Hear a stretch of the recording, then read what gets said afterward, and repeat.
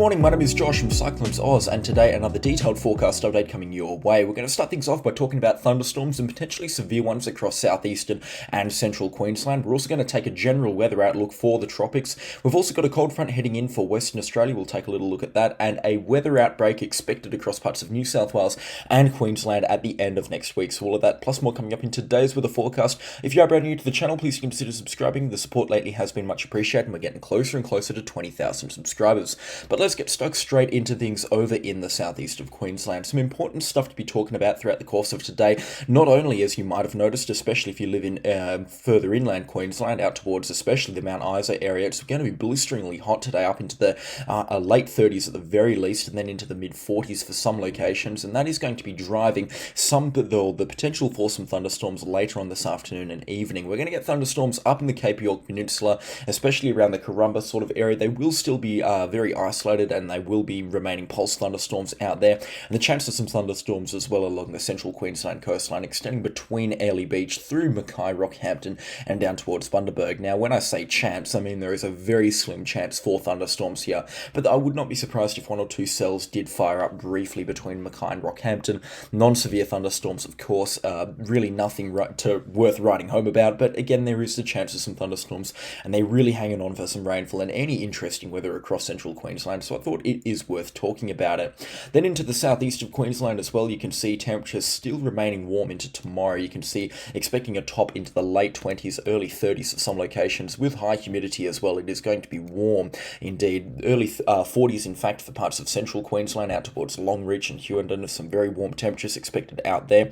And then a couple of pulse thunderstorms also expected to blow up late tomorrow afternoon at around 3 or 4 p.m. outside of Alpha. I believe Emerald and Rolleston could also see a couple of thunderstorms as well out there, so we will keep a close eye on things, but again, nothing crazy expected, no severe thunderstorms for that matter. Just a few pulse thunderstorms expected to fire up into the afternoon and evening hours. Out of the next 3 days, Tuesday is the day that is the most interesting. There is still the chance of thunderstorms blowing up on Tuesday, specifically between the Rockhampton and Gympie area, north of the Sunshine Coast and around the Bundaberg area, but I'm really not expecting anything crazy. Again, there is a good setup for thunderstorms, but I reckon they're just going to get inhibited by too much dry air and too much lower level winds and too many cool temperature inhibiting factors that do kind of ruin the chances of thunderstorms to blow up. But if that does keep itself out to sea, we could see a couple of thunderstorms blow up Tuesday afternoon, but again, I wouldn't really be betting my bottom dollar on it. It doesn't look all that likely at this time. Wednesday expected to be clear. It's Thursday the 24th of October that has caught my eye. Warm temperatures once again into central parts of Queensland, and you can see a spot just south of Emerald, between Emerald, Roma, and then out towards Charleville and Tambo. Some good severe thunderstorms are expected. Now, we talked about this a couple of videos ago. This is kind of like Queensland's severe thunderstorm alley. This is where a lot of severe thunderstorms fire up, and it's because of a very favourable setup here. You've got some nice flat ground here, bordering on where we get cool dry air from the south, warm dry air from the northwest, and then the warm moist air from the Coral Sea over from the northeast, and it all converges in this general area here outside of Emerald, Rolleston, Charleville, and Roma. This sort of general area, it does get substantially more thunderstorms than areas surrounding it across parts of Queensland, and as such, you can see here Wednesday afternoon they really do blow up. The chance of severe thunderstorms as well around the Rolleston area later on Thursday afternoon, and then these storms moving up towards Dingo and Rockhampton later on Thursday night, impacting areas around Rockhampton, Ogmore, even Agnes Water and Gladstone might get a few showers and storms late Thursday night as well. It's an interesting forecast run here that's pretty new to the forecast run as well. We did talk about this yesterday, but it is still a relatively new feature here, so the forecast model is still relatively uncertain with this thunderstorm outbreak. And as with all thunderstorm outbreaks, predicting them more than 3 or 4 days out in advance is always a bit more of a wild guess as it is a valid forecast. You can see the GFS not overly confident on anything right now, but they're still blowing up some systems around the Rockhampton area, and for the GFS to be blowing up isolated thunderstorms like that, you know there is a high degree of certainty of this weather event materializing. Access G3 also calling for a few things. This is the Bureau of Meteorology's own forecast model, but I don't think they can really put a finger on what they want, whether it's showers or thunderstorms. The UCMWF, however, go on the full 9 miles. Quite a few showers and storms are expected here. And yeah, just a heads up, looks like Thursday might be a bit of an interesting day across parts of central Queensland. And not to neglect southeastern Queensland as well and into the northeast of New South Wales. A few showers and storms expected to fire up outside of Taree and Newcastle. The potential for severe thunderstorms as well, specifically around the Barrington Tops area between Taree and Kempsey. We could be seeing a few thunderstorms turn severe warned up there, but I don't reckon there'll be anything crazy, and they should peter out or turn into high precipitation squall modes and non-severe ones at that later on Thursday night into Friday morning. Now, this is where it gets interesting because beyond Friday, we really don't have too much in the way of thunderstorm activity to close off the week. Saturday, we do have a few storms firing up around the Rockhampton area, but this leads me very nicely on into the next part of my video, which is talking about this low pressure area that's expected to materialize across parts of Queensland and New South Wales. Now, we talked about it briefly yesterday, but I want to give a more detailed forecast update on it today. We are expecting an outbreak of thunderstorms. I'm not going to say an outbreak of wild severe thunderstorms at this time, just considering that we're still looking at a weather event a week away and it's very much underbaked in the forecast models right now. But this low pressure system is going to provide some great energy and a great environment for thunderstorms to blow up throughout Sunday night and the 27th of October, moving into the southeastern corner of Queensland around the Toowoomba area at around Monday morning or around the midnight sort of time. Severe thunderstorms extending up towards Alpha, Emerald and Rolleston, and a few thunderstorms as well moving into the central Queensland coastline around Rockhampton and Bundaberg. Now, this is all being powered by a low pressure area that's expected to sweep through Victoria, and these two areas, the surface trough that's going to be promoting the thunderstorm development across the central parts of Queensland and into the northeast of New South Wales, and then the low pressure system will combine throughout Monday morning, and we'll see what looks to be a bit of a cold front moving through here into the Tasman Sea.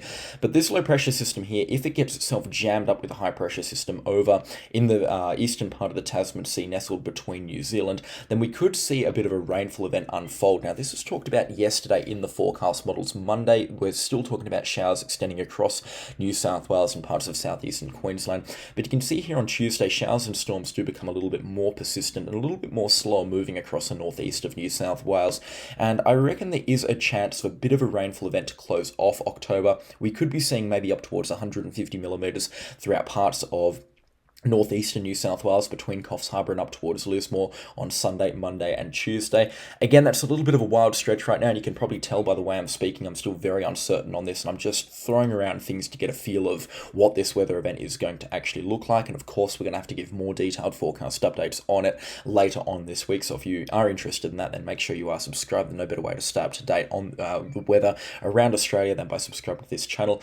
But yeah, we will have to keep a very close eye on things. Yesterday, the forecast was a lot more bullish with rainfall across the northeast of New South Wales, but I mean, you can still see it here on this forecast solution with the Eastern BF model. Some very good rainfall accumulations are possible, and this is just over a 60-hour period, up towards 100 millimetres from just thunderstorms alone outside of Emerald. I believe that's going to be Rolleston. Yeah, just outside of Rolleston, so some good rainfall expected there.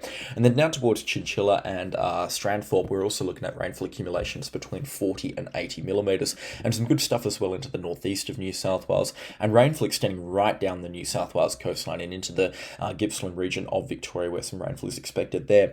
So definitely something that I want to keep an eye on. We're going to talk about this more in detail next week, but this is more of just a heads up and what you can preliminarily expect from this weather system if it does materialize towards the end of next weekend. Certainly some interesting stuff, and certainly something that we're going to have to look at in a later forecast update. Between the GFS and the Axis G3 as well, the Axis G3 really gone to town with showers and thunderstorms, especially on Sunday and Monday, with rainfall accumulations outside of Charleville up towards 150 millimetres. That's pretty much a worst case scenario at this time. And then there's some good falls on the central Queensland coastline around Mackay and Rockhampton. I doubt they will eventuate. However, I think the Axis G3 might be a little bit overdoing this rainfall event at this time. The Eastern Blair forecast just makes way more sense to me in how this weather event plays out. And I reckon that this is actually going to be a pretty accurate forecast for what we're expecting next week. I'll keep you posted on this weather event. A lot of moving parts to it, a lot of interesting stuff to talk about. In terms of a comparison, it's not going to be anywhere near as severe as those thunderstorms that blew through South Australia, for example, even though it is going to be a similar weather event. But we still could see some nasty thunderstorms fire up, and certainly some heavy rainfall is possible as well. But again, that's talk for another day, and we will leave it there for now.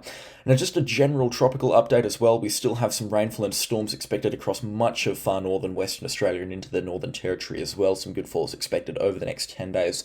I mean, we're talking about this pretty much every video. video now. Showers and thunderstorms pretty persistent over there. Nothing standing out, however, so we won't go too far into detail. But we're just seeing spots consistently pick up 20 millimeters here, 20 millimeters there, and maybe 50 millimeters there. So the rainfall really is starting to pile on for parts of WA and into the Northern Territory as well, which is great to see. The wet season truly getting started now. Some warm temperatures as well expected into next week as a low pressure system develops on Monday and Tuesday. And with little thunderstorm activity on Monday, Tuesday, and Wednesday night expected to cool things down, we're going to see temperatures rise late into the afternoon. And we'll be seeing tops up towards 43 or 44 across parts of Western Australia, and then up towards 42 for the Northern Territory, and 40 or 41 actually into Queensland. So it is going to get quite warm over there, and it's going to get quite warm quite quick. In fact, look at this on Thursday. Very warm temperatures expected under this low pressure system just outside of Derby. A top of 46, maybe even 47 expected here. No, just 46, but very warm indeed. Typical for this time of the year, of course. I'm not really whinging about the hot weather. It's normal for this time of the year,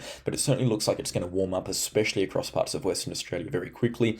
And that warm temperature extending down with a west coast trough next Thursday, and even warmer still on Friday for parts of inland WA. The first 40-degree day expected into the Murchison on Friday by the looks of things as well. So it is getting quite warm quite quickly, as we have just talked about. But yeah, next Thursday looks like it's going to be a beautiful day to go to the beach with that west coast trough.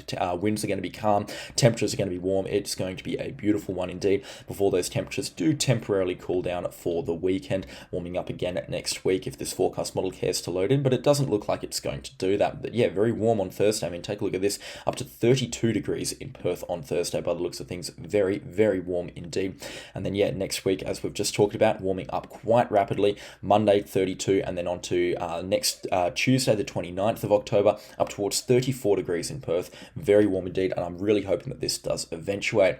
Now, just keeping things on Western Australia real quickly, we do have a weak cold front that's expected to blow through. I mean, what a stark contrast. We're talking about true summer temperatures now, and we've got a cold front blowing through once again tonight. So we have had a few cold fronts since September, and it was on the forecast. However, these cold fronts have brought such little rainfall that it's not really worth talking about. As always, we do get cold fronts sweeping in, especially through September. September can be classed as another winter month, honestly, for Perth, and I'm sure a lot of people will back me up there. October is when things truly do start to change. We haven't had that short, sharp end to winter yet. It still has been, or some of the temperatures have been rather wintry, and I'm looking out my window right now, and it is a little bit foggy outside. It's not very pleasant indeed, but I reckon we will see that dramatic change throughout the course of next week. So the forecast hasn't been wrong.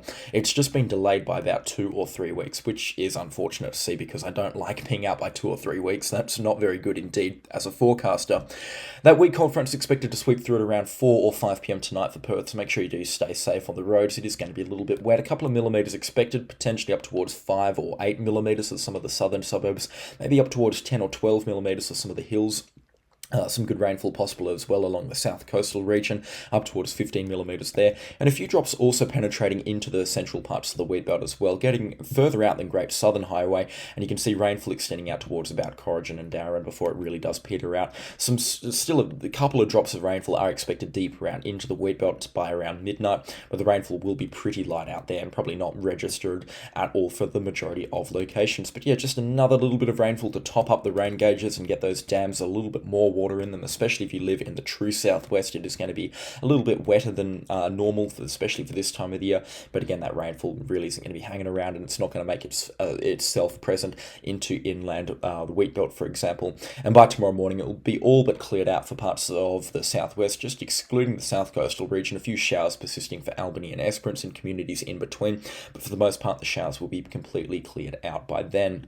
And this cold front also not expected to really make itself known. It does sweep into the Great Australian Bight, but again, nothing too crazy there. And it looks like Tasmania as well might finally be coming out of their winter. They're actually looking at a couple of days of dry weather, especially along that west coast before the rainfall pipes up again on Wednesday and then into Thursday next week. And in fact, a few flurries of snow are also possible across parts of Tasmania next Thursday as this low pressure system, a strong one, that moves through Wednesday night into Thursday morning, and then a high pressure ridge builds in its place, bringing those cool temperatures stretches to parts of Tasmania. But yeah, in terms of winter weather, it looks like it is pretty much done. We will have to keep a close eye on this low pressure area as well next Saturday and Sunday, as we did talk about a couple of minutes ago. It's a very interesting forecast, that one. It's a complicated one at that as well, and I'm looking forward to getting into the nitty-gritty of that as this week goes onwards. Thank you so much for watching the video to this point. It's all that I have time for today. The support lately has been much appreciated, and if you've got any feedback, suggestions, or comments, then leave them in the comment section down below, and I'll try and get back to as many people as I can throughout the course of today.